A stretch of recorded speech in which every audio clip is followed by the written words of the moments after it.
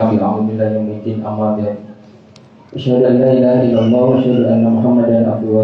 hari pembalasan nanti tidak ada pertolongan kecuali pertolongan Allah Subhanahu wa taala, insyaallah lewat syafaat beliau. Bapak dan Ibu jamaah rahimakumullah, sebelum kajian pada malam hari kita mulai, terlebih dahulu kami sampaikan beberapa informasi. Mudah-mudahan ini bisa menambah semangat kita ya untuk ngaji di Nurul Islam ini. Yang pertama, alhamdulillah hari Ahad kemarin beliau dari Bapak Intel Kodemnya, alhamdulillah rawuh kesini silaturahim dan karena beliaunya ada tugas belajar kuliah lagi di perwira di Bandung, beliau pesan tentang kegiatan ini. Walaupun mantau monitor ini ada mungkin yang bertugas juga yang dari Kodem yang rawuh untuk mewakili beliau. Kami ucapkan selamat datang kepada Bapak yang ditunjuk, Pak Heri dan kawan-kawan yang rawuh. Beliau Bapak Selamat selaku yang rawuh pada hari Ahad menyampaikan pesan bahwasanya untuk kajian ditulis ini mau tetap dijaga. Apapun ya, dijaga dari sisi ketertiban, disiplin dalam protokol dan lain sebagainya. Karena luar biasa yang hadir, yang rawuh atau yang mengikuti kajian ini tidak main-main, artinya luar biasa banyak. Dan tentunya semua potensi yang ada di sini kita kerahkan bagaimana supaya ini bisa terlaksana dengan baik dan bisa istiqomah kita selalu mengadakan ya. Sekali lagi istiqomah selalu mengadakan karena memang untuk mengistiqomahkan ini luar biasa berat Bapak Ibu ya. Jadi kadang kita harus berhadapan dengan berbagai macam birokrasi dan lain-lain. Tapi alhamdulillah Allah Subhanahu wa taala mudahkan semuanya. Kami ucapkan terima kasih pula kepada beliau Bapak yang mewakili, kemudian dari Kodem, dari Polri juga alhamdulillah rawuh. Mudah-mudahan panjenengan semuanya yang ikut hadir, rekan-rekan kami yang dari kepolisian, insyaallah ini ngaji yang luar biasa karena temanya spesial. Ya, sempat kita kemarin umumkan kajian ini rencana Ustadz Imtihan. Ustadz masuk kita di pekan keempat atau kelima. Karena posisinya tema ini baru panas tentang materi ini, maka saya geser biar tadi mendampingi Ustadz Tengku. Ya, Ustadz Tengku insyaallah akan kita pasangkan ya, tapi di beda hari. Malam hari di pekan pertama kami undang beliau Ustadz Mas'ud Izul Mujahid LC untuk menyampaikan materi tentang pembelaan Rasulullah SAW ya. Bagaimana kita membela Rasulullah yang saat ini dihina habis-habisan. Ya, bagaimana nanti insyaallah akan diterangkan ke beliau, disampaikan ke beliau. Kemudian pekan depan nanti kita juga akan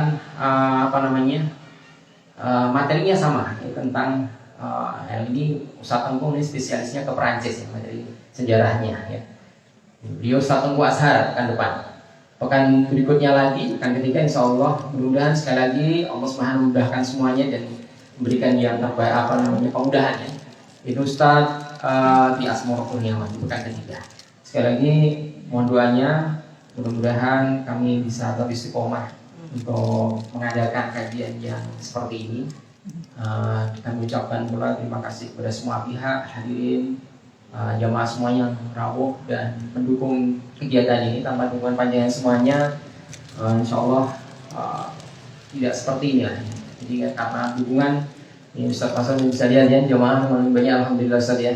Jadi mudah-mudahan ini memberikan semangat kebangkitan daripada Islam insyaallah ya. Jadi orang diri mudah-mudahan bisa lebih maju daripada yang lain. Insyaallah Ustaz ya. Demikian mukadimah kami yang disampaikan.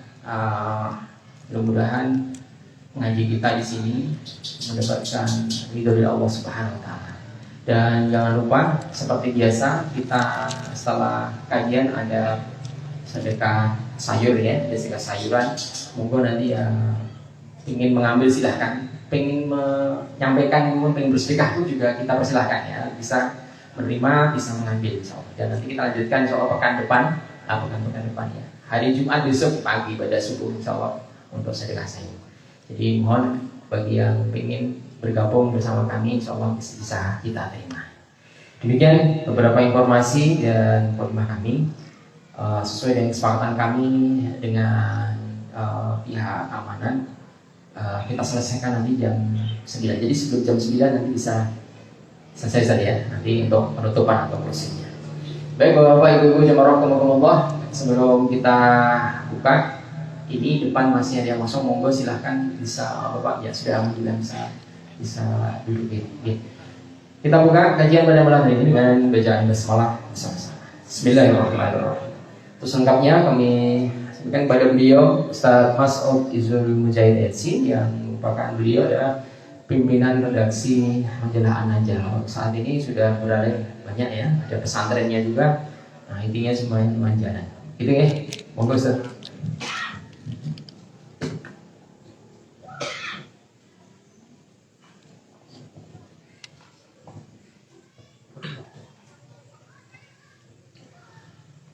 Bismillahirrahmanirrahim.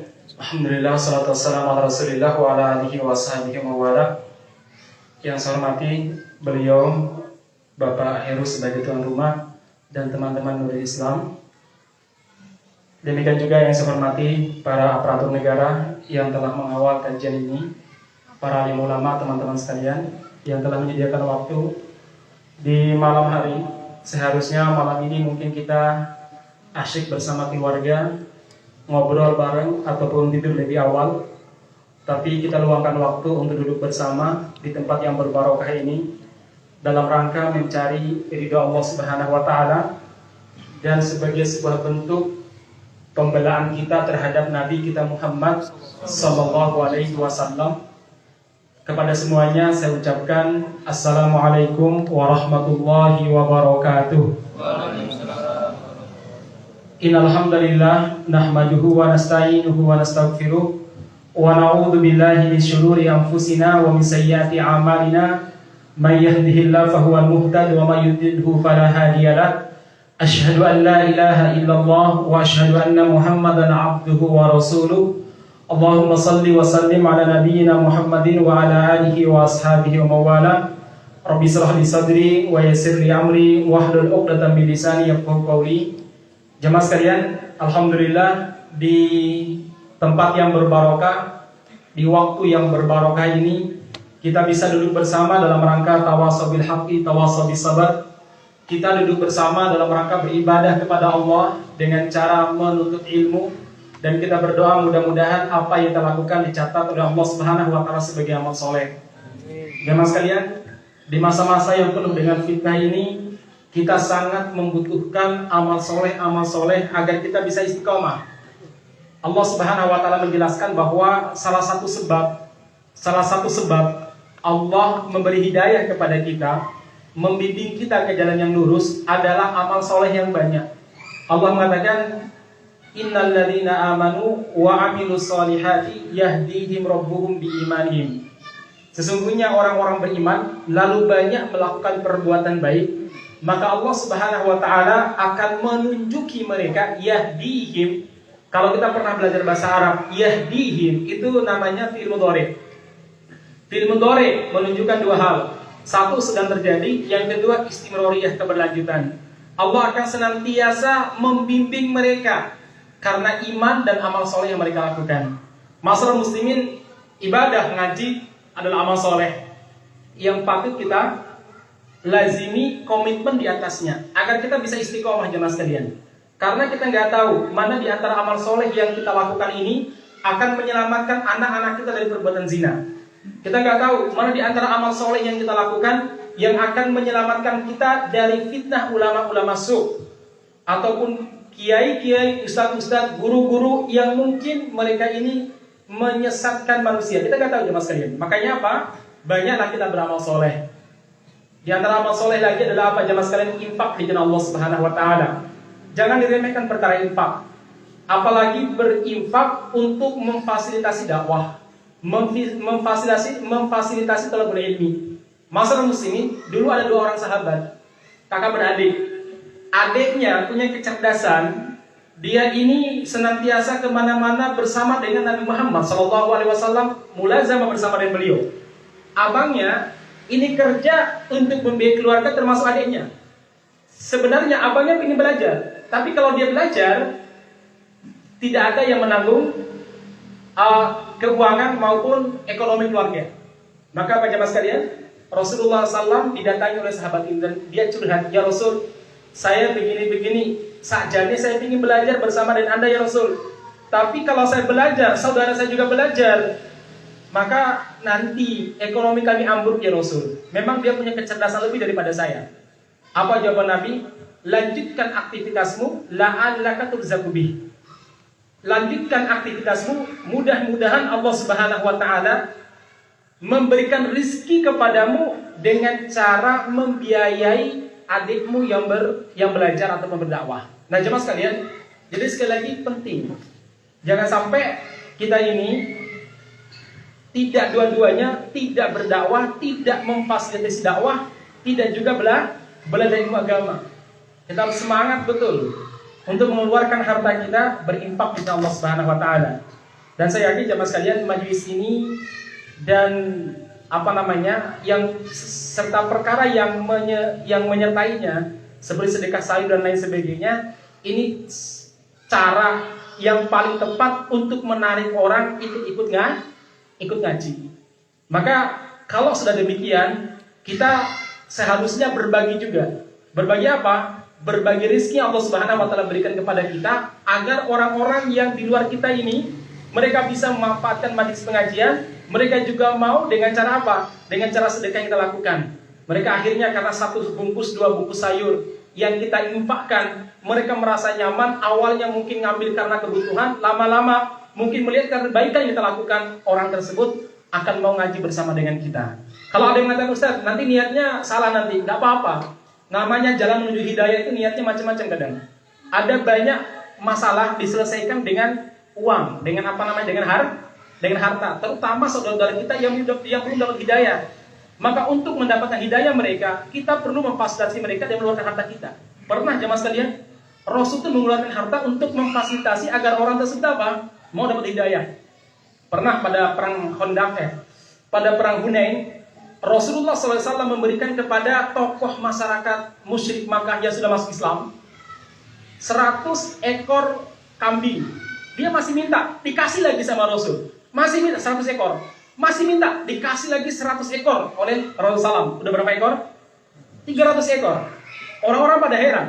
Akhirnya Nabi Muhammad SAW bersabda, demi Allah, saya lebih baik menghabiskan harta banyak daripada melihat saudara saya ditarik dan ditelungkupkan di neraka.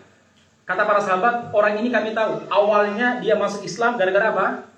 Ingin cari duit, ingin cari harta. Tapi setelah mendapatkan hadiah begitu banyak dari Nabi, akhirnya apa? Keislamannya benar dan dia betul-betul Islamnya baik, jemaah sekalian. Jadi jemaah sekalian, jangan diremehkan. Masalah infak, masalah sedekah dalam dakwah, itu banyak masalah yang terselesaikan dengan cara seperti itu. Pernah juga jemaah sekalian, ini pentingnya jihad harta, pentingnya jihad harta jemaah sekalian. Suatu waktu ada orang musyrik Badui datang menemui Rasulullah di Madinah. Dan dia mengatakan, ya Muhammad, Allah telah menganugerahkan kepadamu banyak harta. Tolong dong, bagi sama kami harta yang Allah berikan kepadamu. Nabi Muhammad lihat, tanya ini orang dari mana. Nabi Muhammad pun tahu, ini memang betul-betul orang yang membutuhkan. Dari suku pedalaman yang sangat miskin. Maka Nabi bilang kepada dia, wahai sahabatku, kamu pergi ke lembah sana, di sana ada beberapa ekor kambing, semuanya bawa pulang, bagikan kepada kaummu. Dia pikir cuma 1, 5, 10 ekor. Begitu sampai di sana, sak lembah jemaah sekalian. Mungkin bisa 500 sampai 700 ekor kambing. Dia bertanya, ya Muhammad, semuanya bawaan pulang, kata Nabi. Dia bawa pulang ke kampungnya, lalu dia berkata kepada keluarganya dan sukunya, ya qaumi, saya dapatkan hadiah dari Muhammad. Innahu yu'ti wa la yakhshal faqr. Sesungguhnya Muhammad ini memberi tanpa khawatir dia itu ketakutan miskin. Sungguh dia bukan raja, tapi dia seorang nabi. Berimanlah kepada Muhammad. Akhirnya apa jemaah sekalian? Satu suku beriman kepada Nabi Muhammad sallallahu alaihi wasallam.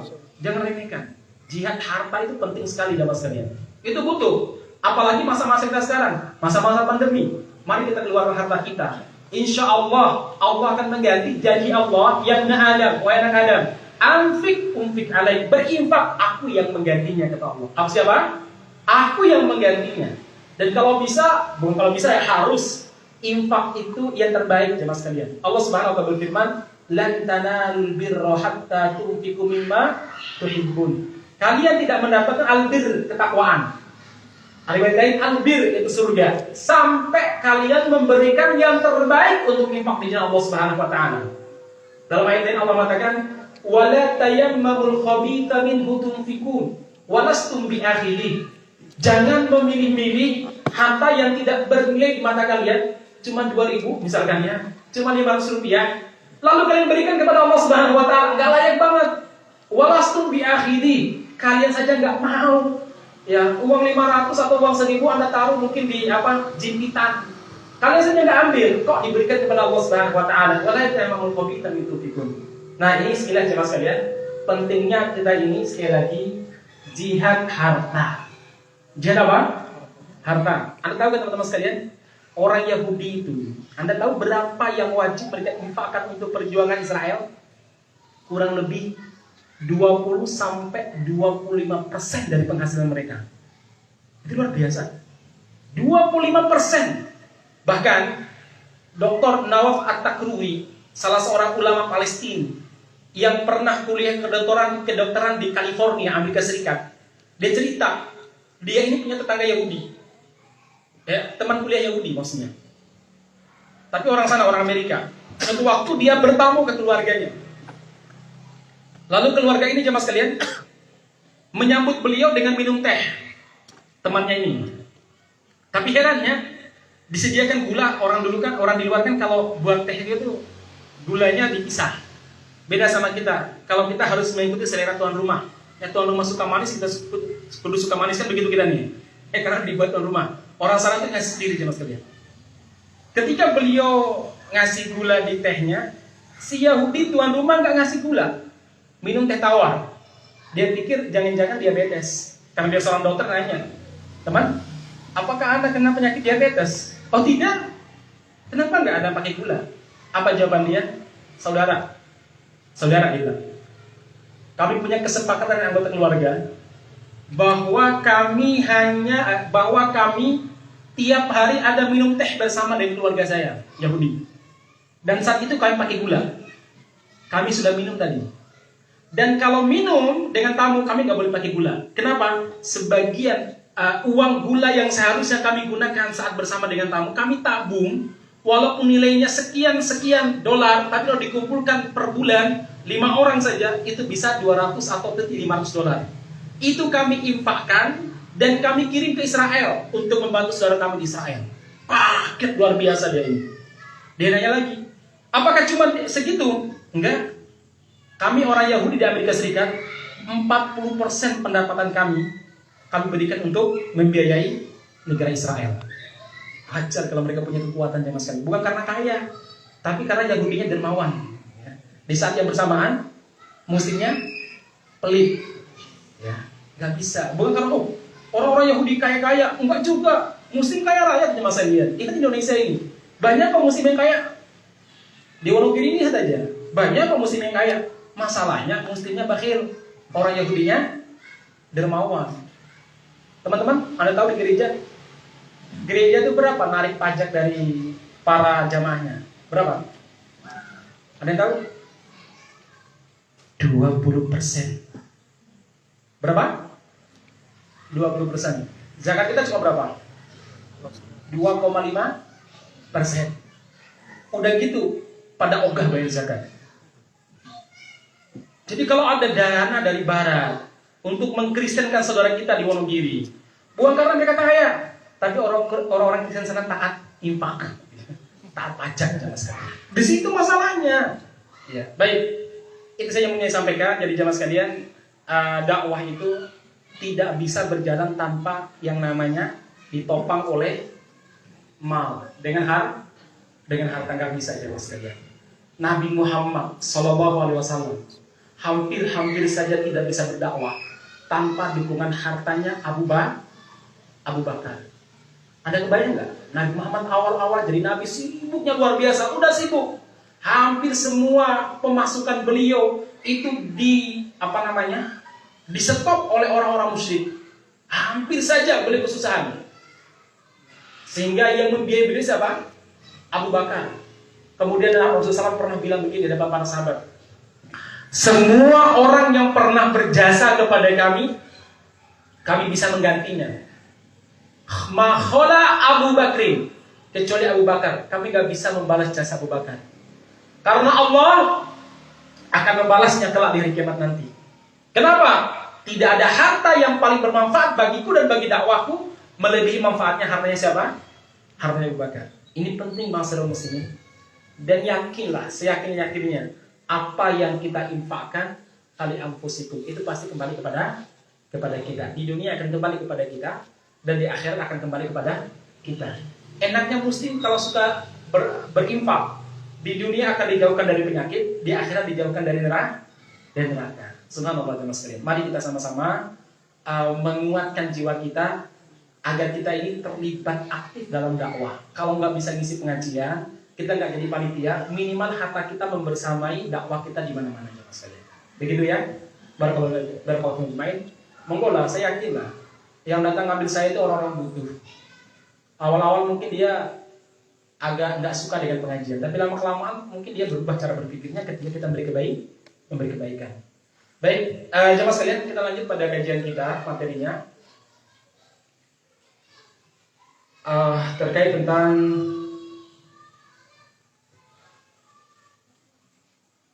Rasulullah Sallallahu Alaihi Wasallam.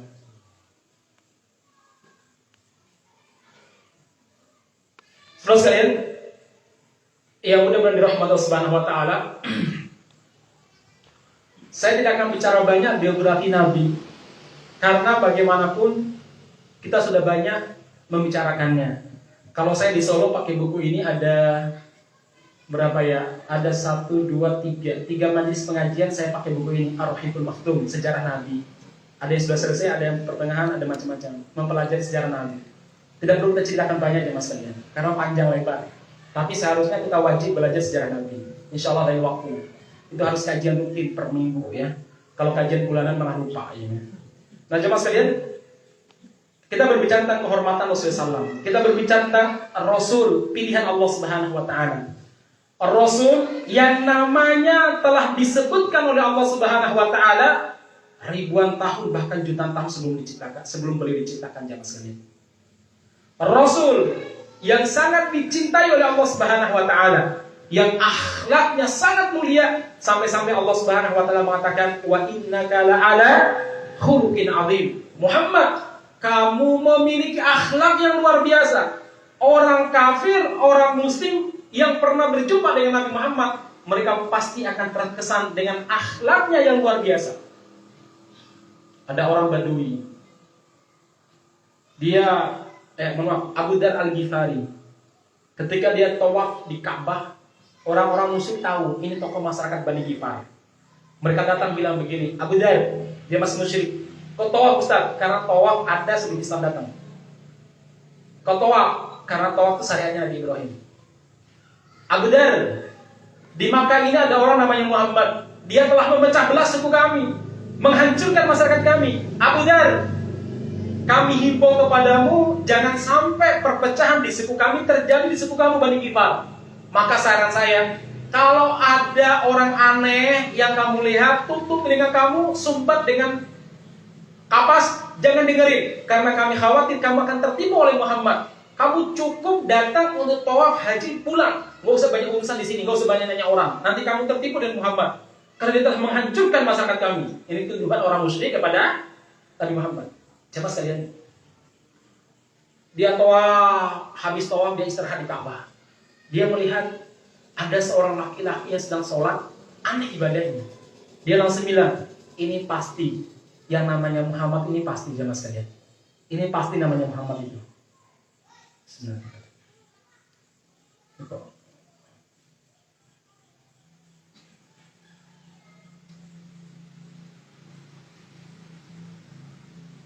Ini pasti yang namanya Muhammad. Dia pun terkesan melihat kelembutan gaya bicara dengan orang-orang di sekitarnya yang membuat dia ini terpana dan ingin berjumpa dengan dia. Akhirnya Muhammad pulang, dia butuh dari belakang. Kalau Nabi nengok, dia pura-pura perbaiki sepatu. Sampai Nabi Muhammad masuk, begitu dia melihat Muhammad masuk ke dalam rumahnya, dia jalan mondar-mandir di depan rumah Nabi. Nabi pun tahu dan baca Al-Quran dengan suara keras. Akhirnya sayup-sayup Al-Quran terdengar oleh Abu Dar. Dia pun membuka sumbatan telinganya, semakin merasuki jiwanya. Dia pun masuk, berngobrol dengan Muhammad. Dia terkesan dengan akhlaknya. kelembutan bicaranya, pilihan-pilihan katanya yang menyejukkan jiwa. Akhirnya dia pun bersyahadat di hadapan Rasulullah SAW. Jemaah sekalian, ini akhlak Nabi diakui oleh kawan dan diakui oleh lawan. Sebelum perang Badar, perang pertama dalam Islam, Abu Jahal, pemimpinnya orang-orang musyrik, didatangi oleh tokoh Arab, bukan orang Madinah, bukan juga orang Makkah.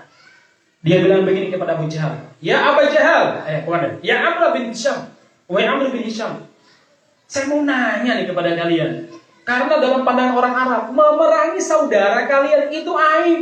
Muhammad orang Makkah, kamu orang Makkah. Umar orang Makkah, kamu juga orang Makkah. Muhammad, Abu Bakar, Umar, Utsman, Ali, Abdurrahman, itu semuanya orang Quraisy. Kamu juga orang Quraisy. Malu dong memerangi suku sendiri, suku Quraisy. Saya tanya sama kamu Abu Jahal, sebenarnya Muhammad itu menurut kamu pendusta apa bukan? Ini sebelum perang loh, beberapa menit sebelum perang. Ini gendang perang mau ditabuh. Kalau dia itu benar, maka kamu harus bangga karena dia dari suku Quraisy, meninggikan suku Quraisy. Kalau dia benar-benar nabi. Kalau dia salah, berdusta, kamu adalah orang yang pertama kali bertanggung jawab untuk meluruskannya, bukan memeranginya. Kata orang ini, Abu Jahal, jadi dia pendusta apa bukan? Apa kata Abu Jahal? Jangan ngomong gitu. Seumur-umur kami belum pernah melihat Muhammad itu berkata-kata jorok dusta. Dan telinga kami belum pernah mendengar Muhammad itu berkata dusta, apalagi berjanji palsu. Gak ada beliau janji, nanti kalau aku jadi nabi, aku buat 3 kartu di atas aku prakerja. Telinga saya ini belum pernah mendengar Muhammad berdusta. Lah, terus kenapa kalian memeranginya? Masa aku ikut anak kecil kemarin sore, mau aku? Jadi dia memerangi Nabi itu karena kebencian aja sebenarnya. Akhlaknya luar biasa. Muhammad SAW. Anas bin Malik radhiyallahu anhu, beliau mengatakan 9 tahun saya hidup bersama dengan Nabi. Saya belum pernah berjumpa dengan Nabi kecuali dengan senyuman. Luar biasa loh Pak. Ketemu Nabi senyum kok. Padahal kita ini senyum sehari itu bisa dihitung. Sisanya merengut. Amr bin As radhiyallahu anhu, sahabat agung, ahli diplomat, beliau cerita, seumur-umur semenjak saya masuk Islam, saya belum pernah ketemu Nabi kecuali Nabi senyum di hadapan saya. Dan saya belum pernah melihat orang yang paling banyak senyumnya dan paling enak dilihat melebihi Nabi Muhammad Sallallahu Alaihi Wasallam. Jadi Nabi itu enak dilihat, akhlaknya bagus. Enak dilihat itu bukan karena sekedar tampan, tapi karena bawaan wajahnya itu benar-benar menenteramkan, teduh jemaah sekalian. Kan ada orang tampan, tapi tampannya seram, ya. Banyak. Kata Rasulullah, as-samtul hasan, berpenampilan menarik, good looking kalau bahasa sekarang. Itu juz'un bagian daripada karakter para nabi. Berpenampilan menarik itu. Luar biasa jemaah sekalian, itu nabi. Makanya Allah Subhanahu wa taala memerintahkan kita untuk beriman dan menghormati Rasulullah SAW. Allah mengatakan, "Litu'minu billahi wa rasulihi wa tu'azziruhu wa tuwaqqiruhu wa tusabbihuhu bukratan wa asila." Kalian harus beriman kepada Allah, beriman kepada Rasulnya, tu'azziruhu. Kalian harus meninggikan derajat Nabi, wa tuwaqqiruhu. Kalian harus menghormati Nabi Muhammad SAW. Kata Allah Subhanahu wa taala. Kemudian Allah juga memerintahkan kita untuk mencintai beliau, membela beliau sebagaimana kita mencintai anak-anak kita. Allah mengatakan, Rasulullah mengatakan, la yu'minu ahadukum. Kalian tidak akan beriman hatta akuna ahabba ilaih min waladihi wa walidihi wan nasi ajmain. Kalian tidak beriman sampai kalian mencintai aku melebihi kecintaan kalian kepada anak kalian, orang tua kalian, dan seluruh manusia. Jadi cinta sama Nabi, membela Nabi jemaah sekalian, itu bukan cinta biasa, tapi ini adalah cinta iman yang dengannya pintu surga terbuka untuk kita, yang dengannya ridha Allah Subhanahu wa taala akan kita dapatkan. Tapi Anda tidak mencintai orang di sekitar Anda, belum tentu Anda itu berbahaya, belum tentu Anda itu akan celaka, belum tentu jemaah sekalian. Apalagi mencintai pemimpin yang suka berbohong, belum tentu Anda itu berbahaya nanti di akhirat. malah mencintainya berupa kecelakaan mungkin. Nah jemaah sekalian, jadi sekali lagi ini penting. Cinta kepada Rasulullah itu cinta iman. Sampai jemaah sekalian, Allah mengatakan nyawa dan raga kaum muslimin harus siap dikorbankan untuk membela Rasulullah. Allah mengatakan an-nabi, nabi kalian itu Muhammad, aula bil mu'minina min anfusihim wa azwajuhum ummahatuhum. Itu lebih layak, lebih berharga dari nyawa orang-orang beriman itu sendiri. Istri-istri Nabi adalah ibu bagi kita.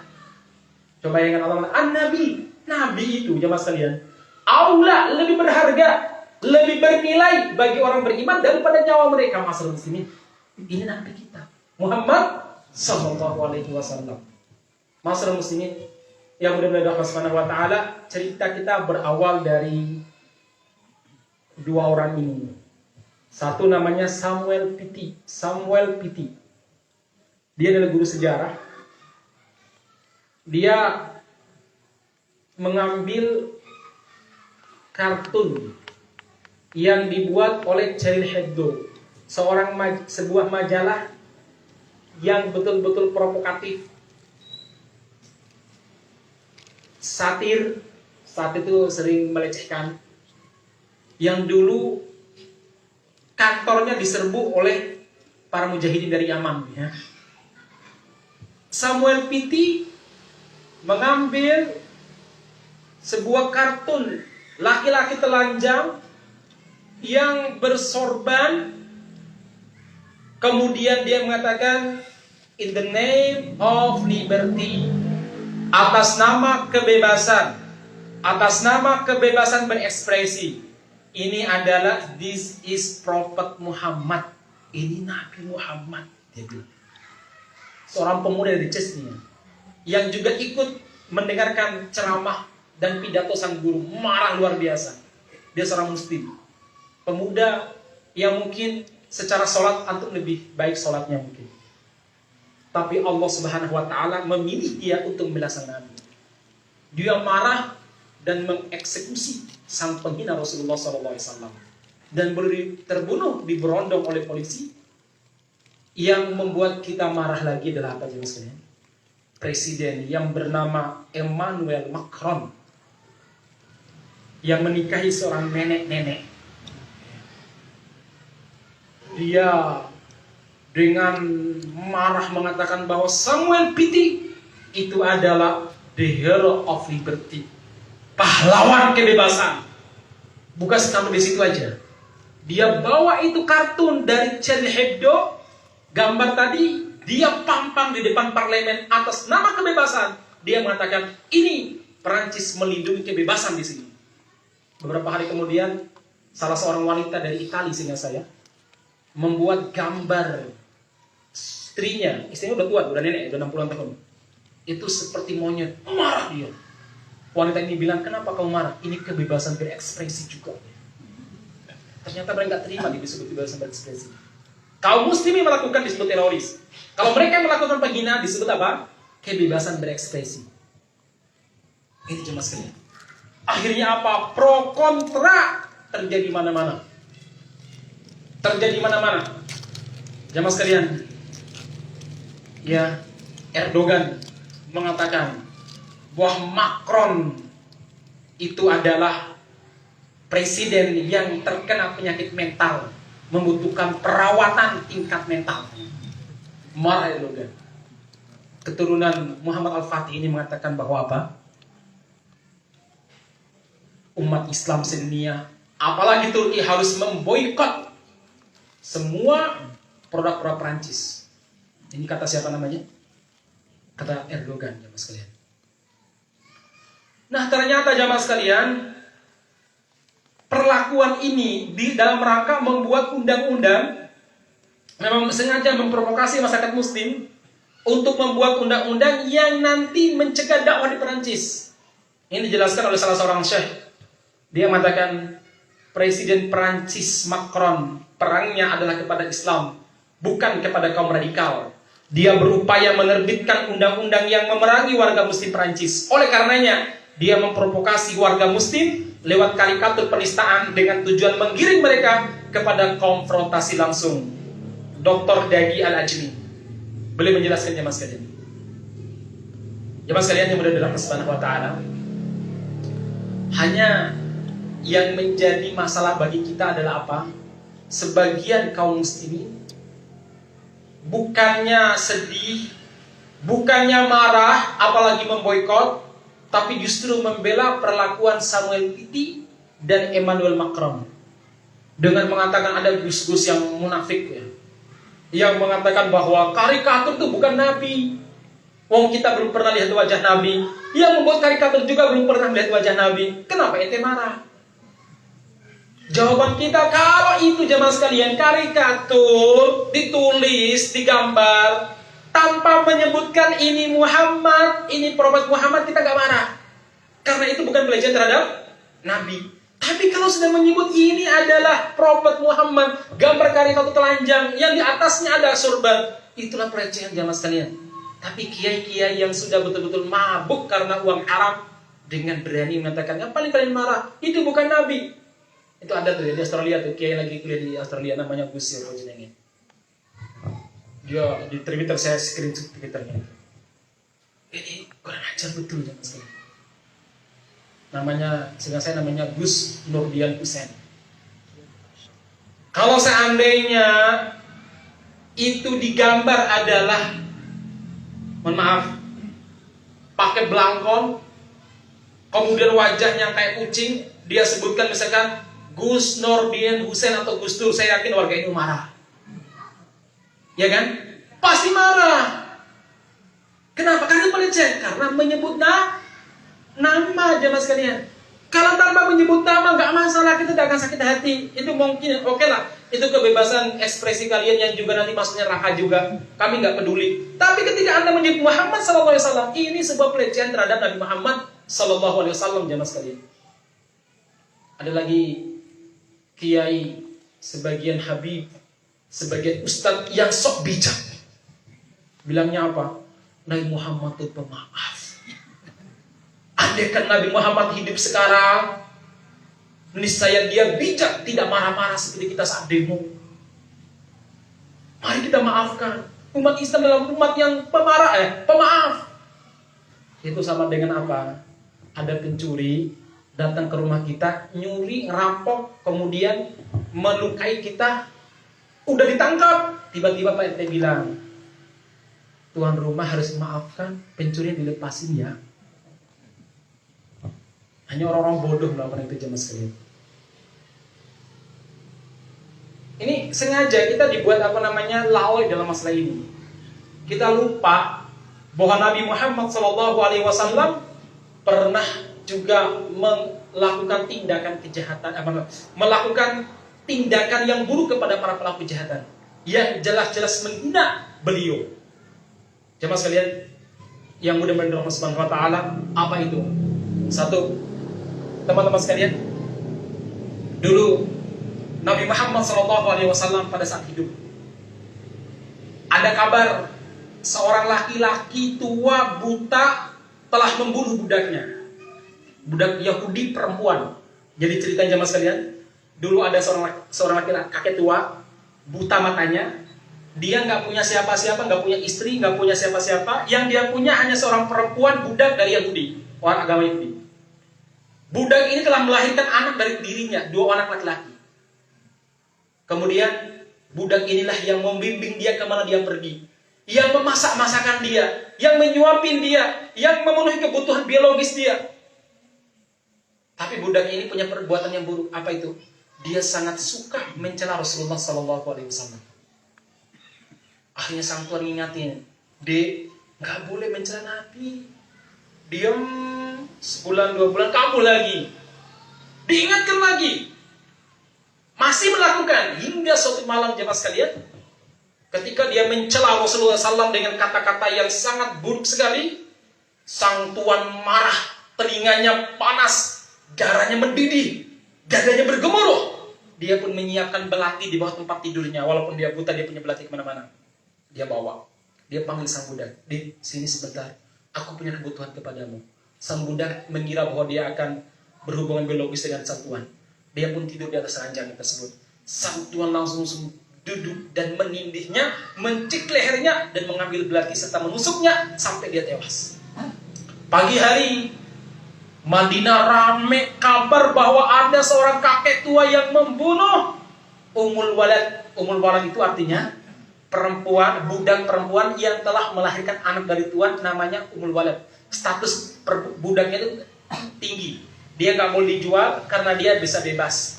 Yang kedua, dia dia harus diperlakukan dengan baik karena telah melahirkan anak dari tuannya. Semua orang mendengar, dan bagi orang dulu membunuh Ummul Walad itu aib sekali. Itu sama dengan habis manis sepah dibuang. Kemudian jemaah sekalian, Rasul pun tahu dan beliau mengumpulkan kaum muslim bersabda, "Ayuhan nas, saya dengar tadi malam ada di antara kalian yang telah membunuh Ummul Waladnya. Siapa yang melakukan perbuatan keji ini berdiri." Orang lihat kiri kanan. Tiba-tiba berdiri seorang kakek tua yang buta. Semua orang gak menyangka dia pelakunya. Rasul pun heran.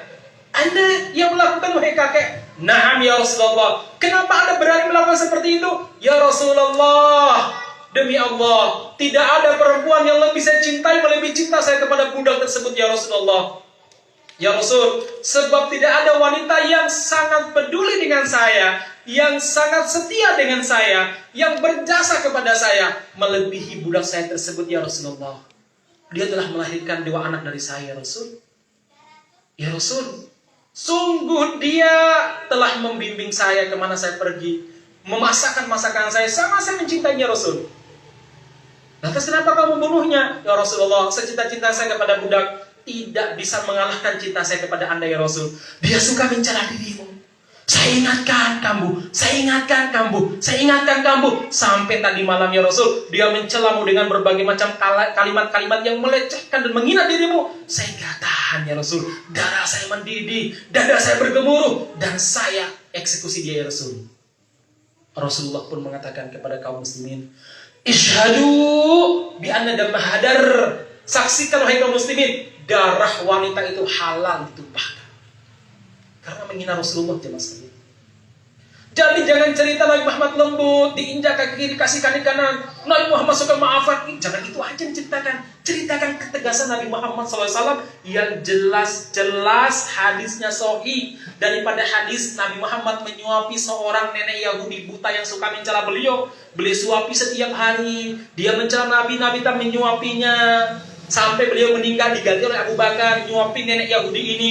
Sampai si nenek mengatakan, "Sepertinya beda antara yang menyuapku kemarin dengan sekarang. Kamu orang lainkah?" "Betul, wahai nenek." "Terus siapa yang menyuapi saya kemarin?" "Teman saya." "Teman mana?" Abu Bakar menangis. "Lah kamu malah menangis, kenapa?" "Wahai nenek, yang teman saya telah meninggal." "Loh, siapa dia?" "Dialah Muhammad yang senantiasa kamu cela." "Betulkah?" "Betul, aku adalah sahabatnya Abu Bakar." Nenek tersebut masuk Islam. Kisah ini sering sekali dibawa, diceritakan. Muhammad itu pemaaf. Padahal satu, hadisnya dhaif. Ya, tapi cerita kemana-mana. Yang kedua, memang antara Nabi saat hidup dengan Nabi ketika wafat beda perlakuan bagi penghinanya. Ini dia. Saat Nabi masih hidup, Nabi boleh memaafkan karena hak beliau. Tapi juga beliau boleh menghukumnya, kayak tadi. Nenek tadi dihukum sama Nabi. Karena hak memaafkan atau menghukum ada pada Nabi. Jadi beliau memaafkan, dimaafkan. Tapi jamaah sekalian, beliau juga melakukan hukuman. Pernah nggak teman-teman dengar namanya Ka'ab bin Ashraf? Tokoh Yahudi, pinter, ganteng, kaya raya, punya istana, punya benteng kuat, punya prajurit pilihan. Semua jenis senjata dia bisa memainkan, pedang, panah, tombak, dia pintar. Tapi dia suka mencela Nabi. Saking sombongnya suka mencela Nabi. Akhirnya Nabi suatu waktu berbicara kepada para sahabat. "Mali wali Ka'ab bin Ashraf, innahu qad ada Rasulullah." Ini hadis sahih juga, Bukhari juga nih. "Siapakah di antara kalian yang mau memberikan pelajaran kepada Ka'ab bin Ashraf? Sungguh dia telah mencela dan melecehkan utusan Allah Subhanahu wa taala, Rasulullah."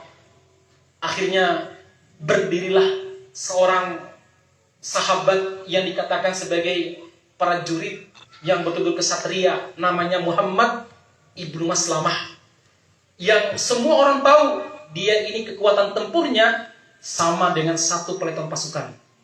Ini betul-betul Kopassus betul ini ya, pasukan luar biasa ini. Pernah ada suatu waktu jemaah sekalian, Nabi itu memerintahkan seseorang mengembalakan kambing beliau. Nah, unta Nabi dikembalakan keluar kota Madinah. Akhirnya ada para perampok, jumlahnya 20-an lebih, merampok unta Nabi dan membunuh sang pengembala dengan cara yang mengerikan. Disayat-sayat, dijemur di tengah padang pasir sampai sang penggembala meninggal kehabisan darah dan kehausan. Rasul pun meminta kepada sahabat untuk mengejar orang tersebut, dikejar oleh Muhammad ibnu Maslamah sendirian. 1 berbanding 20 atau 25. Begitu udah dekat, udah jarak tembak panah, boleh bersembunyi saat mereka istirahat. Lalu Muhammad ibnu Maslamah pun menembak mereka dengan panah yang sangat cepat sekali. Jadi nembak beliau itu udah insting. Jadi 1 detik itu 1 sampai 2 2 busur, 2 anak panah. Beda sama kita ya. 1 anak panah 2 sampai 5 menit. Lihat dulu. Pasang lagi. Kalau beliau mah udah insting banget nih ya. Dan pindah 1, 2, 3 pindah keliling ya. Orang menyangka, para perampok menyangka ini mereka diserang satu peleton pasukan.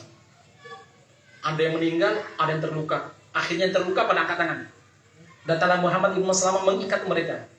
Setelah mereka digiring kota Madinah, baru tahu mereka. Ternyata yang menyerang mereka hanya 1 orang, Muhammad ibnu Maslamah.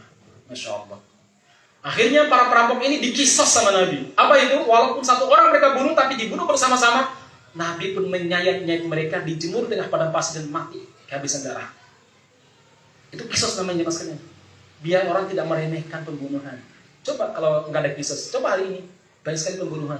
Kenapa? Yang dibunuh masuk penjara 2-3 tahun. Nanti kan ada dispensasi apa kayak, ada macam-macam keluar ya mas kalian.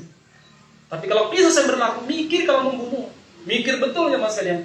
Kenapa? Nyawa dengan nyawa. Kok sampai gitu ya Islam? Nah, emang begitu, soalnya ciptaan Allah itu nggak ada secondnya. Ada jual nyawa second? Nggak ada. Mahal aja maksudnya. Iya nggak? Lemah tangan itu mahal ini.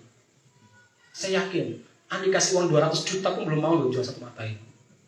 Apalagi jantung kita, apalagi bagian dalam organ tubuh luar biasa. Maka Islam itu wajibkan kisos karena mahal ya mas. Dan tidak ada syariat yang lebih menghargai manusia daripada Islam. Loh, kadang sekarang lebih berharga kambing ataupun anjing daripada nyawa manusia. Lihat nggak film-film Amerika? Mereka menyelamatkan anjing sampai berkorban. Tapi di Afghanistan mereka mengebom kaum muslimin. Jadi film-film Hollywood itu, menyelamatkan anjing, kucing tuh sampai berkorbanan. Tapi giliran ngebom kaum muslimin di Irak, nggak pandang bulu mereka ya. Ini mereka itu. Baik jemaah sekalian, kami sampaikan. Nabi berdiri Muhammad ibnu Maslamah dan mengatakan, "Ana ya Rasulullah, saya Rasul. Saya siap untuk membalaskan dendam Anda ya Rasul. Apa yang Anda inginkan dari saya ya Rasul? Apakah saya memenggal kepalanya dan membawa di hadapan Anda?" "Iya," kata Nabi. "Baik ya Rasul. Ya Rasulullah, saya kenal baik-baik siapa Ka'ab bin Ashraf. Dia teman lama saya saat saya jahiliyah. Dia adalah orang yang paling tangkas bermain pedang, bermain macam-macam. Ya Rasul, pilihkan saya 2 orang untuk membantu saya." Baik, dipilihkan 2 orang. Satu lagi ya Rasul, apa? "Izinkan saya untuk menghinamu dan mencelamu di hadapan dia." Kenapa? Agar saya bisa menipu dia dan saya bisa membunuhnya. Baik, lakukanlah apa yang kamu lakukan. Berangkat Muhammad ibnu Maslamah. 2 prajurit ditempatkan di luar benteng, di sebuah pohon yang sangat rindang. Boleh memberikan isyarat, nanti kalau ada isyarat Allahu Akbar dari saya, segera temui saya. Saya akan masuk dalam benteng. Dia berhasil menyusup ke dalam benteng, tapi gak bisa masuk dalam istananya karena dijaga ketat. Menjelang malam dia pun bersyair. Syair sebagaimana syair zaman jahiliyah saat dia berteman akrab dengan Ka'ab bin Ashraf. Syair-syair memuji arak. Orang Arab kan suka memuji arak dulu ya. Akhirnya Ka'ab bin Ashraf mendengar, dia pun membalas dengan syair yang serupa. Akhirnya berjumpalah mereka. "Muhammad ibnu Maslamah, saudaraku, kemana aja kamu?" Dia mengatakan, ya Ka'ab, Kami telah ditipu oleh seorang namanya Muhammad ibn Abdillah itu. Dia telah mendustakan kami, dia telah merusak kehidupan kami, dia mencela Nabi. Kalau itu dilakukan dalam keadaan bukan misi, maka itu murtad perbuatannya. Tapi karena sebuah misi militer diperbolehkan dalam Islam, selama itu untuk Islam. Akhirnya diajak masuk ke dalam istananya, ngobrol makan malam. Suatu waktu lampu tiba-tiba padam. Entah sengaja dipadamkan oleh Muhammad ibnu Maslamah atau memang karena angin. Gelap gulita, Muhammad ibnu Maslamah berpikir saatnya mengeksekusi Ka'ab bin Ashraf. Dia pun mengeluarkan pedangnya dengan pelan-pelan. Kemudian dia menebas ke arah Ka'ab. Ka'ab berhasil berguling-guling menyelamatkan dirinya. Tapi dia nggak tahu siapa yang melakukannya. Dia pun berteriak, pembunuh, pembunuh. Para jurinya datangan dengan obor. Kemudian Ka'ab bin Ashraf dan Muhammad ibnu Maslamah juga mengatakan, pembunuh, pembunuh. Hampir saja saya juga dibunuh ini ya. Akhirnya, ayo kita cari. Dicarilah pembunuh. Nggak ketemu karena yang dicari ikut mencari. Ini kecerdasan para sahabat. Intelijensi tinggal tinggi spionasenya. Betul. Para sahabat itu spionasinya tinggal tinggi. Pernah juga ya, ada cerita lain. Suatu waktu jemaah sekalian, siapa namanya? Rasul, ini sebelum perang Ahzab, perang Khandaq bahasa lainnya. Nabi Muhammad berkata kepada para sahabat, ini malam peperangan. Siapa di antara kalian yang malam ini mau memberitahu saya jumlah pasukan orang-orang Quraisy, orang-orang Makkah, siapa pemimpinnya, di mana tongkat komandonya, di mana tenda komandonya, dan bagaimana mereka membagi pasukan. Nanti akan bersamaku di surga nanti. Malam dingin, luar biasa malam dingin. Biasanya para sahabat kalau diiming-imingi surga itu langsung pada berdiri lomba-lomba kayak kita lah. Kalau diiming-imingi sepeda sama Jokowi pada berlomba kan gitu maksudnya. Nah jemaah sekalian, ini nggak ada yang berdiri satupun, diam semuanya. Karena mereka tahu udah dingin. Yang kedua harus masuk ke dalam pasukan musuh. Nabi lihat kiri kanan nggak ada. Akhirnya Nabi nunjuk, kamu berdiri kata Nabi. Hudzaifah bin Yaman, berangkatlah kamu cari tahu kondisi mereka. Siap ya Rasulullah. Para sahabat kalau sudah ditunjuk samina wa atona, kalau ditawarin mikir-mikir mereka ya. Lalu bayangkan masuk ke musuh jemaah sekalian. Akhirnya Hudzaifah berjalan dalam kondisi dingin, tapi beliau nggak merasakan dingin karena Allah memberikan rahmat kepada beliau. Beliau naik turun lembah dan berhasil menyusup ke pasukan musuh, bahkan di tenda komandonya. Jarak beliau dengan Abu Sufyan sebagai panglima tertinggi saat itu sebelum masuk Islam itu kurang lebih 1-2 tombak. Artinya kalau beliau nyerang itu bisa membunuhnya. Tapi karena misi beliau hanya mengumpulkan informasi, beliau nggak bunuhnya. Akhirnya Abu Sufyan bilang begini, beliau curiga, jangan-jangan ada penyusup. Kalian tengok kiri kanan, kenali siapa kiri kanan kalian. Hudzaifah langsung, kamu siapa? Kamu siapa? Dari mana kamu? Kamu siapa? Belum nanya kiri kanan, tapi beliau nggak ditanya. Berhasil selamat. Itu kecerdasan para sahabat. Jadi spionasi tingkat tinggi jemaah sekalian. Mereka itu apa namanya? Walaupun pangkatnya kopral, tapi kecerdasannya jenderal. Beda di sebagian negara. Ya, pangkatnya jenderal, tapi kemampuannya hansip. Itu banyak. Kata Habib Rizik loh ya. Udah turun, udah datang nih. Oh nggak jadi datang ya. Baik jemaah sekalian, kembali pas sampaikan tadi. Akhirnya Muhammad ibnu Maslamah berpikir, ini kalau dibunuh di istananya nggak mungkin. Karena prajuritnya bersiaga. Dia tahu kelemahannya Ka'ab. Apa suka dipuji. Jadi kalau dipuji lupa daratan. Terasa di langit. Kalau lupa daratan berarti di langit ya. Ya dipuji dia. Ya Ka'ab, sungguh saya pernah melihat bulan purnama yang sangat indah. Saya bersumpah bahwa tidak ada yang mampu menyamai keindahan bulan purnama. Tapi ketika saya melihat wajahmu, saya menyadari ternyata sumpah saya salah. Karena wajahmu lebih indah daripada bulan purnama. Semakin tersanjung. Ya Ka'ab, saya telah berjumpa dengan berbagai macam suku, berbagai macam kabilah. Saya sudah bertemu dengan para laki-laki Arab. Tapi saya belum pernah melihat laki-laki setampan dan segagah kamu, wahai Ka'ab. Terbuai itu maksudnya. Dipuji-puji terus ya Ka'ab. Semua orang punya wanita, tapi tidak ada wanita-wanita yang dimiliki secantik wanita-wanitamu. Karena orang dulu, orang Arab ataupun orang Yahudi dulu, itu punya istri itu nggak berbilang ya mas. Jadi kalau ada yang bilang bahwa Islam memperbolehkan poligami, bohong. Maksudnya cuma Islam yang memperbolehkan, bohong itu. Jemaah sekalian, dulu itu orang poligami itu nggak kenal batas. Ada yang 8 istrinya, 10 istrinya, 20 istrinya. Mau Yahudi, Kristen, Persia, poligami zaman biyen. Nah Islam datang dibatasi. Hanya berapa? Hanya 4. Itu pun kalau bisa adil. Jangan mengira Islam kemudian apa? yang memperbolehkan poligami sebanyak-banyak. Enggak. Islam datang untuk membatasi, diperbolehkan cuma 4. Maka ketika ayat yang memperbolehkan poligami itu 4, itu akhwat-akhwat ibu-ibu pada zaman dulu langsung tersungkur sujud syukur. Kenapa? Karena saingan mereka berkurang. Betul. Tapi kalau ayat itu dibacakan kepada ibu-ibu sebelah, tersungkur pingsan. Tidak, sama sekalian ya. Baik, istrinya banyak. Ka'ab bin Ashraf akhirnya diuji luar biasa.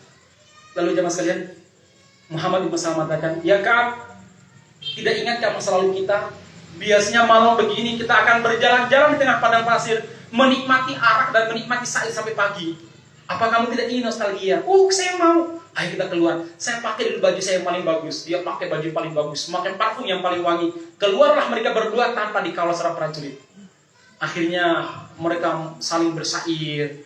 Di tengah jalan Muhammad bin Maslamah mengatakan, ya Ka'ab, sungguh saya mencium aroma kasturi surga. Apakah itu ada di kepalamu? Oh betul. Saya baru saja memakai parfum yang sangat indah, wangi sekali. Bolehkah saya mencium kasturi surga di kepalamu? Boleh. Dia tundukkan kepalanya. Sebenarnya inginnya Muhammad ibn Maslamah dipegang tengkuknya lalu ditusuk hidungnya. Tapi karena jamaah sekalian dia tinggi jadi gak bisa apa-apa, dicium tok. Berjalan lagi sampai tadi di tempat ditunggunya 2 prajurit tadi, menunggu tempat 2 prajurit. Saat itu Muhammad ibn Maslamah kembali mengatakan, ya Ka'ab, sungguh aroma kasturi di kepalamu membuat saya ketagihan dan membuat saya semakin ingin hidup. Bolehkah aku mencium kesekian kali ini? Oh boleh saudaraku. Dia tunduk oleh dibawa. Saat itulah Ka'ab bin Ashraf berteriak, Allahu Akbar, mati kamu Allah. Beliau pun menusuknya dan masih dilawan oleh Ka'ab bin Ashraf. 2 prajurit berhasil membunuhnya juga. Dan Ka'ab bin Ashraf meninggal dalam keadaan teriakan yang sangat keras yang didengar oleh orang-orang di bentengnya saat itu. Kemudian salah seorang di antara mereka yang terluka dari 3 orangnya karena kena sabetan malam hari kan pakai pedang, nggak kelihatan. Akhirnya Muhammad ibn Maslamah membawa kepala Ka'ab bin Ashraf di hadapan Nabi. Saat Nabi melihat mereka bertiga, Nabi Muhammad bertakbir, Allahu Akbar. Semuanya bertakbir. Lalu Nabi Muhammad mengatakan, apa kalian berhasil? Berhasil ya Rasul. Kemudian menyerahkan kepala Ka'ab bin Ashraf kepada Nabi Muhammad. Ya Rasulullah, inilah kepala orang yang senantiasa menghinamu, menistamu ya Rasulullah. Rasul pun mendoakan mereka bertiga, semoga Allah Subhanahu wa taala memutihkan dan memberikan cahaya kepada wajah-wajah kalian telah di hari kiamat nanti. Mereka pun juga mendoakan, ya Rasulullah, semoga wajahmu terjaga dari berbagai macam kejahatan musuh. Akhirnya Rasul mengatakan, adakah di antara kalian terluka? Ada ya Rasulullah. Bawa ke sini yang terluka. Dipapalah sahabat yang terluka. Dia sudah sangat lemas, darahnya sudah banyak mengalir. Kemudian Nabi mengatakan, Bismillahirrahmanirrahim. Buka tanganmu, jangan pegang lukamu. Dibukalah tangannya, Nabi pun meludahi sebanyak 3 kali. 3 kali, sembuh seketika, darah berhenti mengalir. Luka tertutup, rasa sakit hilang. Masya Allah. Tapi itu mukjizat. Jangan coba kepada saudara Anda. Nah jemaah sekalian, yang mudah mengenai rahmat Subhanahu wa taala. Ini mukjizat. Anda jangan coba jemaah sekalian ya. Sembuh seketika. Saya cuma cerita jemaah sekalian, bahwa Nabi itu lembut, tapi saat boleh dihina, boleh tegas. Kadang memaafkan, tapi kadang juga menghukum. Pernah gak boleh memaafkan? Banyak. Pernah boleh menghukum? Banyak juga. Bahkan jemaah sekalian, ditulis dalam disertasi juara 1 internasional ini, disebutkan pada perang Ahzab tadi Yahudi Bani Quraidah yang sudah bersepakat dengan Nabi Muhammad untuk membela Madinah, tidak bekerja sama dengan